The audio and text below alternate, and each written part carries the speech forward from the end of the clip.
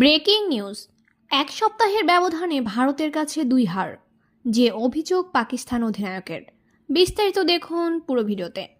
দর্শক, এক সপ্তাহের ব্যবধানে ভারতের কাছে দুইবার হেরেছে পাকিস্তান।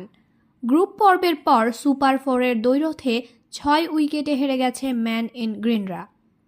মাঠের ব্যর্থতার পর পাক অধিনায়ক সালমান আলী আঘা আঙুল তুলেছেন আম্পায়ারের দিকে। সঠিক পরিকল্পনা না নেয়ায় নিজেদের বোর্ডকেও দায়ী করেছেন তিনি। সুপার 4-এ ভারত ও পাকিস্তান মহারতে ফখর জামানের উইকেট ঘিরে বিতর্ক হয়েছে। হার্দিক পান্ডিয়ার বল ফখরের ব্যাটের কানায় লেগে উইকেটের পেছনে যায়। সঞ্জু স্যামসন ক্যাচ ধরলেও তার আগে বল মাটিতে পড়েছে কিনা তা নিয়ে সন্দেহ ছিল। তৃতীয় আম্পায়ার রিপ্লে দেখে আউট দেন। পাকিস্তানের ধারাভাষ্যকাররা সেই সিদ্ধান্ত নিয়ে প্রশ্ন তুলেছেন। একই কথা শোনা গিয়েছে সালমানের মুখে। খেলা শেষে সংবাদ সম্মেলনে পাকিস্তান অধিনায়ক বলেন, আম্পায়ারের ভুল হতেই পারে। আমার মতে বল আগে মাটিতে পড়েছিল। আম্পায়ারের ভুলের খেসারত আমাদেরকে দিতে হলো, তবে আমিও ভুল হতে পারি।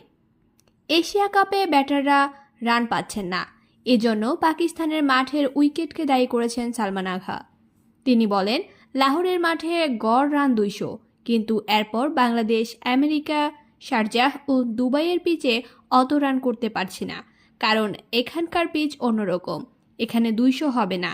এই পরিস্থিতিকে আমাদের সম্মান দিতে হবে।